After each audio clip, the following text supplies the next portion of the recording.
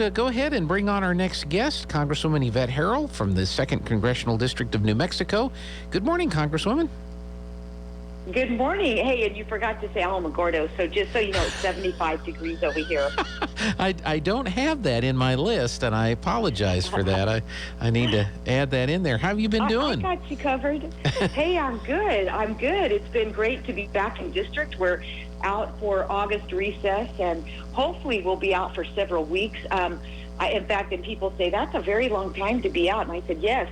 But any day we're not in session is a great day for America. So, but I do think that they'll call us back. Of course, we're waiting to see if the Senate passes that spending bill, and then that infrastructure bill, and then that resolution, that budget bill. So we'll see if they get both those passed. Then I do believe that Speaker Pelosi will call us back for a vote on that. But for now, I'm just so grateful to be in New Mexico and have gotten to travel around the district some, and excited to continue doing that until they call us back.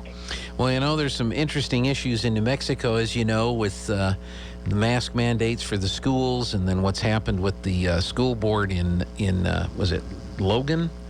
Floyd, yeah, the Floyd School District, yeah. And a little bit of controversy with all of that going on. I'm not sure if that's ever going to be resolved to the satisfaction of people involved with that or not, but it is kind of interesting. It's a shame. Yeah, it is. It's a shame, and I think where the frustration, and I totally agree with this. I think the frustration all over is it's very heavy-handed. I think people in general are not opposed to going and getting the vaccine if that's what their personal choice is, if that's what they want to do. I mean, we all in New Mexico, we have access to the vaccine. And I think where the crux of this is coming now is the mandate. We just went through a year of government mandates, and it didn't end well, and just the uncertainty of where this goes. But, I think where we're seeing the mandatory mask, that people in Otero County are not at all excited about that. In fact, we're having a town hall meeting. Some people are putting it on for Sunday afternoon. And I think it's just not allowing the parents to have the ability to make the decisions that's best for their kids.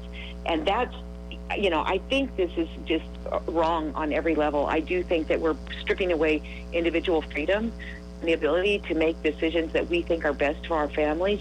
And that's the rub on all of this. Yeah, no, it is. And I get so frustrated because you see some of the people on the left in the media that the governor of Florida doesn't allow mask mandates to be imposed, and he's the evil person. He's the person responsible for all these sick and dead people. And I've thought, wait a minute, he didn't pass a law that said you can't wear a mask. He just said that you can't be told you have to wear a mask. And so I don't understand the disconnect. And you probably run into that a lot in Congress in trying to negotiate different bills. Why does the government have to tell everybody what to do? Why can't we just let people be free and to decide what's best for them and their families?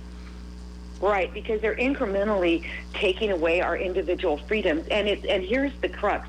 It is such a double standard, and I'll point to a couple of very good examples. Last week before we got out of session for recess, Nancy Pelosi reinstated the mask mandate. Everybody, no matter whether you've been vaccinated or not, and then went so far as to say Capitol Police would be instructed to arrest not the members, but staff or visitors for not complying.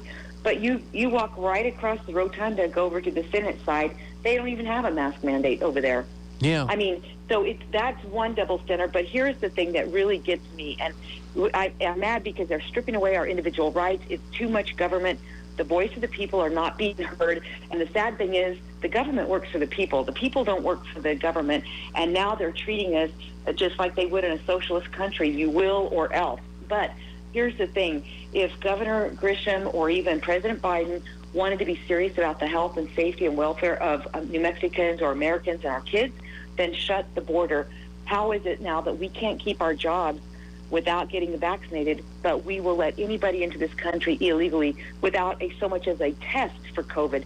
So that's what everybody ought to be really angry over, is why the double standard. My kids, my elementary kids, or my high school kids or my family are going to be mandated to wear masks or be forced to get a vaccine that I do think is a great vaccine, but it's not approved by the FDA. So people need to make their own decisions on whether or not they feel it's right for them.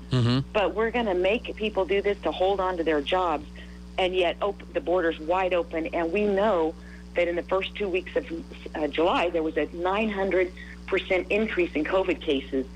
It's kind of like, hello, you don't have to be a rocket scientist to understand, close the border. Let's get serious about stopping the spread of this COVID and this Delta virus. But if we're really serious about the health and safety and welfare, then close the border first.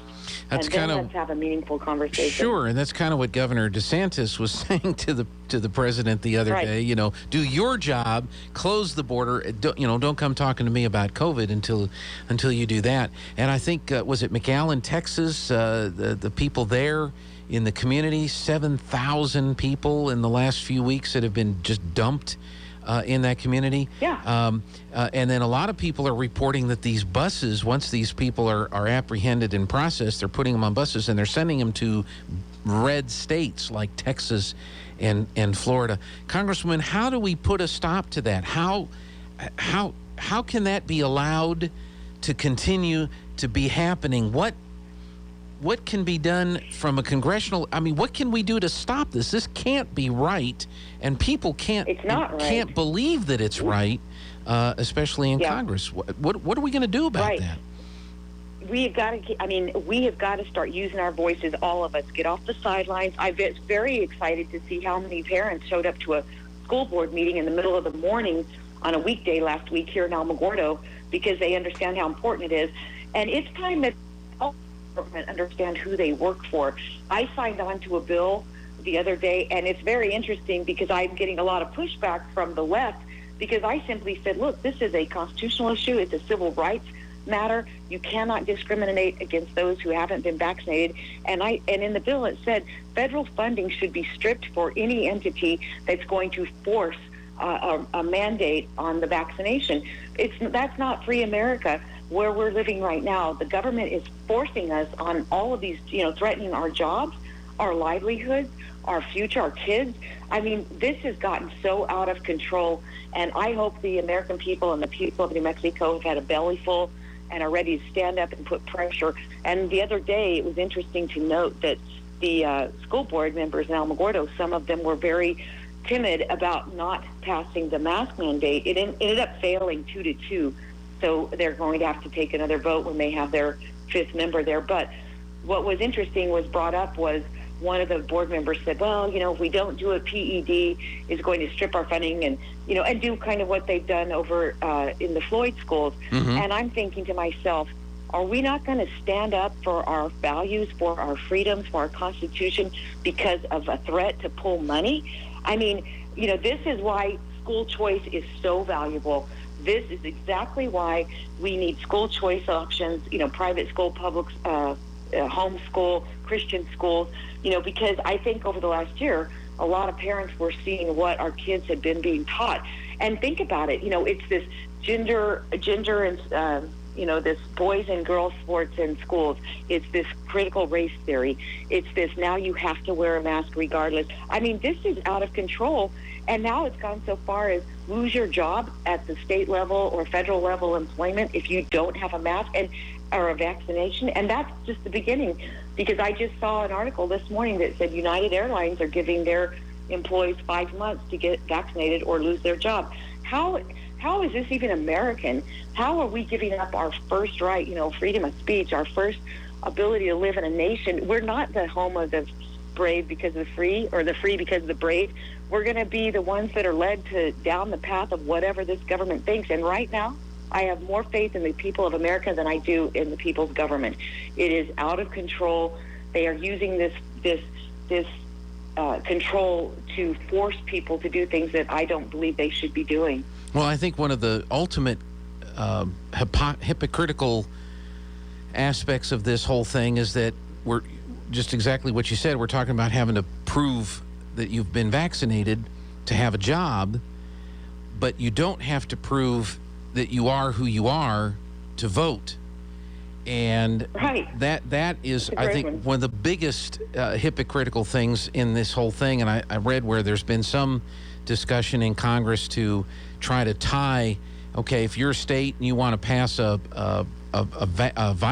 vaccine passport, if you will, then you're also going to have photo ID to vote. Because it really puts the people that are opposed to photo ID on voting in a difficult position to have to defend that. Sure. When they are advocating for having a card signed by somebody that says you've been vaccinated before you can go to a Broadway show or eat in a restaurant or go to a gym or fly on an airplane Right. or whatever it is. So I don't know if that's going to go anywhere, but that does kind of point out the hypocrisy in some of this. There is so much hypocrisy, and it just goes for days. I mean, just like yesterday, that new Congressman Cori Bush, she said flat out, I will do everything I can to defund the police, but in the same sentence, she said that she would hire private security for her own safety. What? So she wants to defund the police, but yet she'll make sure she hires private security to protect her. It's kind of like what? So the rest of us, everybody lives in a community in Anytown, USA. It doesn't have the same, shouldn't have the same ability to have safe neighborhoods. I mean, it just doesn't even make sense. But it continues to go, and just like the other day when Nancy Pelosi did that mask mandate, they had a little discussion after they were trying to push a bill through on Friday before we left. And she's in there without a mask on, and it's kind of like, okay, why isn't the media picking that up? She's in there talking to all these people 2 days after she did this mandatory mask mandate plus an arrest situation for staffers and visitors, and there she is without one. I mean, it just goes on and on like this. But you're right, that vaccine passport to get a job, have lunch, go do whatever, but not to show the ID to go vote. I mean, it keeps going, and the government has gotten so out of control. We've got to make sure that we are electing people that will stand up for the Constitution, stand for the values of the people of New Mexico, and not be afraid to fight. And I tell you, it's getting easier to fight because a lot more people are coming alongside, like these parents that are standing up, using their voices, on all levels, school board, county, city, and we're very blessed in the district because by and large, most of our county commissions are very much in line with the values of the people, and that's how it should be. They're closest to the people. They represent the values of the people. It's when you start getting further up and, you lose control like we have in the state and on the federal side. This is what happens, and the power has absolutely gone to their heads, and they're passing these bills. They're mandating these vaccines. They're doing things that no one could have ever imagined would be happening. And we can see slowly and surely they're just dismantling what America stands for, the greatness of our nation. And that's what is most frightening. And that's why it's time to get off the sideline. It was kind of encouraging the other day in Alamogordo. There were several people for the school board meeting that don't even have kids in school. Mm-hmm. I mean, it was really neat to see that, because that's just a testament to seeing that, okay, we're Americans first, and we're realizing now every level of government is coming down. And I know that a lot of the school board members are feeling like they're just doing it because that's what PED says so. But at some point in time, what they're saying to do isn't right for the people of New Mexico, and we've got to make sure that the government understands that. And you know what, Dean, I wondered about this, and I thought, what if 30 or 40% of the parents said, okay, fine, we'll pull our kids out of public schools? I mean, then what would the PED do? And I've said for years they should have gotten rid of the PED. We never should have, Governor Richardson established that. And the day that happened, we relinquished the control of our schools to the government. Yep. And no one could have imagined what the consequences of that would be. And that's why, I feel bad for some of these school board members, because I know that they want to be doing the right thing for the families and the kids and the community, and they're very much in a bad spot. But it's not easy being an elected official, and it's time that we just stop going with the flow and we stand for what is right. And especially, I put up a post the other day, and I said, talking about our school board over here, and I said, hashtag listen to your constituents. And so it's just, we've got to start being more vocal and more involved. That would be an interesting thing. I know Floyd is an interesting example because they've got, 200 kids total in the whole district, and that may be a little bit easier from a parent standpoint to say, fine, us parents of these 200 kids, we're just not going to put them in school. You're going to have an empty school building when school starts, unless you let us put our school board members back on that we elected. But a bigger district like Alamogordo or Artesia or Roswell, that would be an interesting thing. And there's a lot of people, I'm sure you talk to them all the time across the district. There's a lot of people that are just frustrated at the lack of fight, if you will, on the part of some of the elected officials around our district to try to stop this. And I know it's frustrating because in New Mexico, the Supreme Court basically says the governor can do whatever she wants. And then you see that a little bit at the federal level too, on some of these things. Yeah. Let me ask you on the immigration and the illegal immigration aspect. I'm like you. I think there's going to be a change in the Congress in the next election. I think at least the House, maybe even the Senate, will flip back over to the Republican side. As we talk about what to do if that happens in closing the border and trying to address some of these issues that we're dealing with now, has there been any discussion or talk? Is there any stomach for, as a part of the border crisis solution, repatriation for these hundreds of thousands of people that have been flooding across the borders over the last few months? Getting these folks and getting them back to their country of origin, or at least getting them out of the country until their cases can be processed. What are you hearing in that regard? Is there any talk about that? Yeah, not so much. Not so much. I think why? Because it's so polarizing right now. Just the sheer numbers that are coming across. I mean, really, I think the biggest concern for most of the members that are engaged in this crisis is just simply, we've got to stop the flow. I mean, I saw a little report yesterday, and I don't want to quote the number, but it was the very highest number of unaccompanied minors in a single day that came across, and that was down by McAllen. Of course, that's kind of the epicenter. But, what the concern is shut this border down, get that Remain in Mexico in place, finish the wall, and utilize Title 42. And I want to talk just real briefly about this Title 42, because you and I have talked about it a lot. Mm-hmm. I need the people of New Mexico to understand this. The Biden administration did come out and tooted their horn and said, yes, we've extended Title 42 for 60 days. Make no mistake, they are not allowing the Border Patrol to utilize it in the right way. So what I'm saying is, under Trump, anybody that was coming across the border illegally was stopped. They did a process, and the expulsion took place immediately. Under Biden, they are not using it for family units or most of the unaccompanied minors. Right. It's just for single males is the only people that they're applying this to. And they're only applying it part-time to them. So, it's a good talking point for the administration. It sounds like, we're going to extend Title 42. That's great. However, I mean, I'm glad they did that and didn't take it away completely. But let's be very, very realistic here. It's a good talking point for them, but it's very disingenuous because they are not using it to the full capacity. In fact, of the 270 to 280,000 families that got released into the country, of all of those, 0 were tested for COVID. I mean, so we're just putting Americans at harm's way. But there hasn't been any real discussion about that in D.C. Mostly, it's been about immediate fixes like closing the border, getting more troops down on the ground, help the Border Patrol reinstate Remain in Mexico, utilize Title 42 to its greatest extent.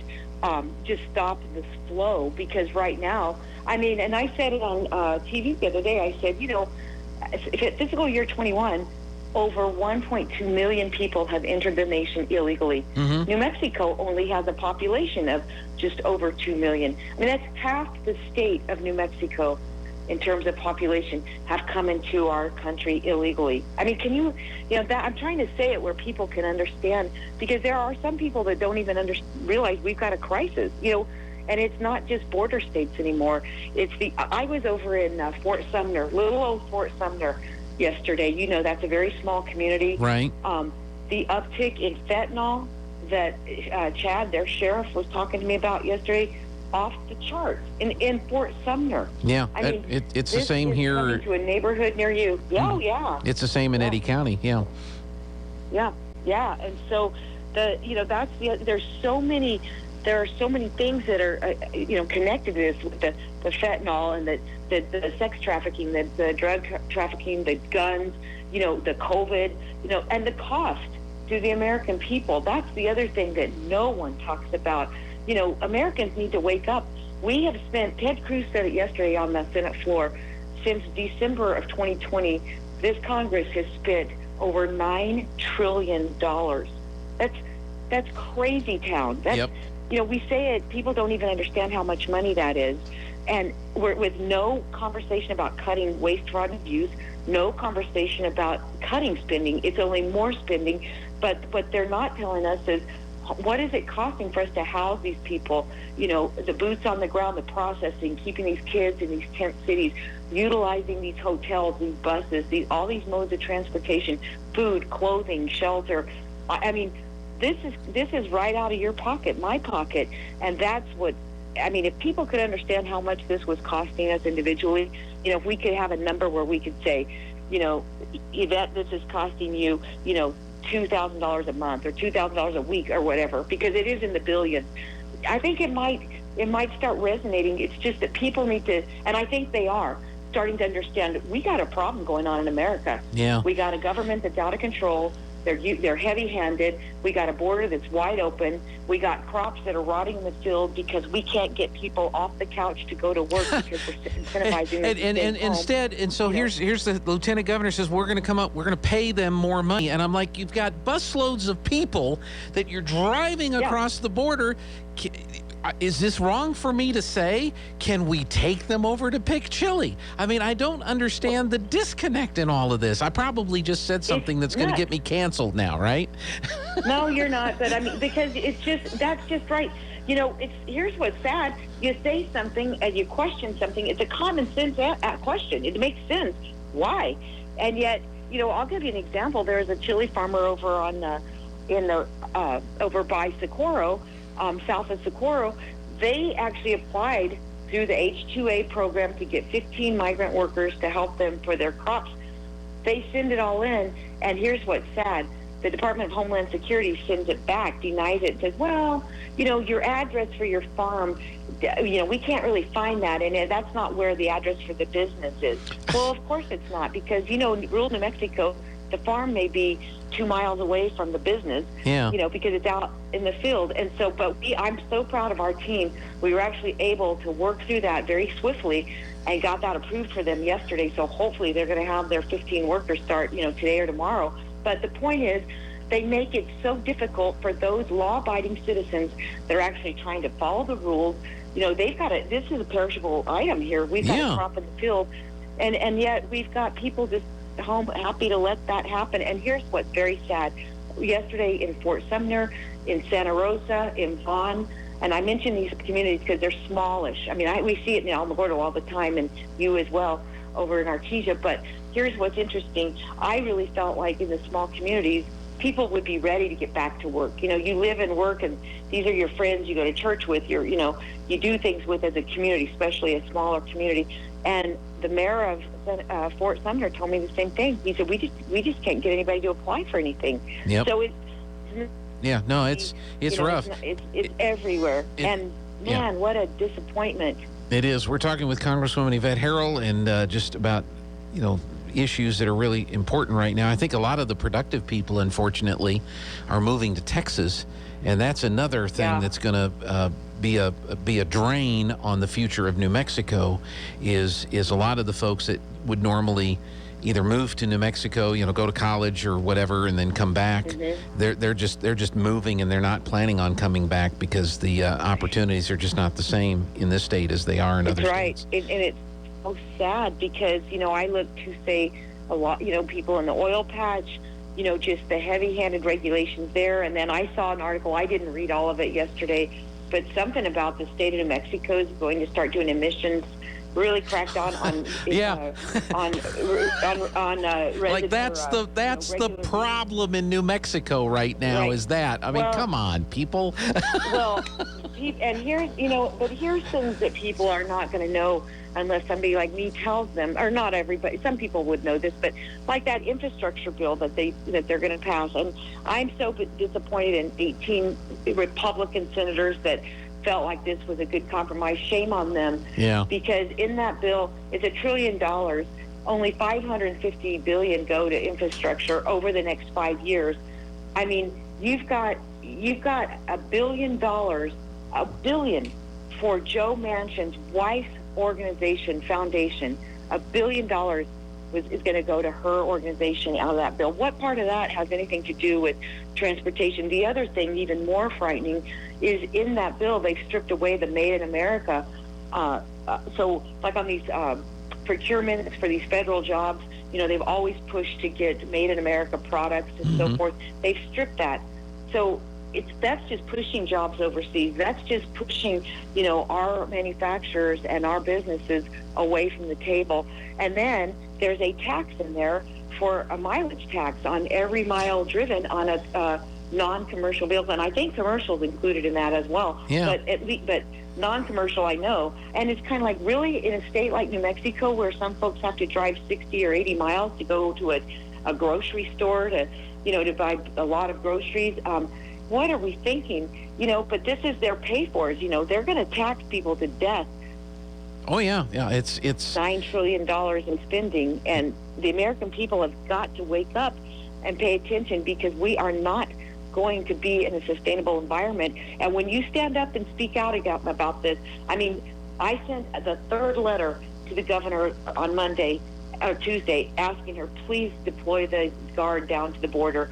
And instead of responding like an adult, like a governor, she had a staff member go out and start tweeting about me being not a homophobe, but a xenophobe or whatever. It's kind of like, that has nothing. That's so dumb. Yeah. How about we just think about the health, safety, and welfare of the people? But the minute you start standing up, just anybody. I mean, it doesn't have to be an elected official. Any mom or dad or business owner that's going to start standing up and speaking out, automatically you're going to have a little target on your back. But you know what? We got to get past that, and we've got to stand united together for what is right and true for our country and for the future of our country. And that's where I think we find ourselves.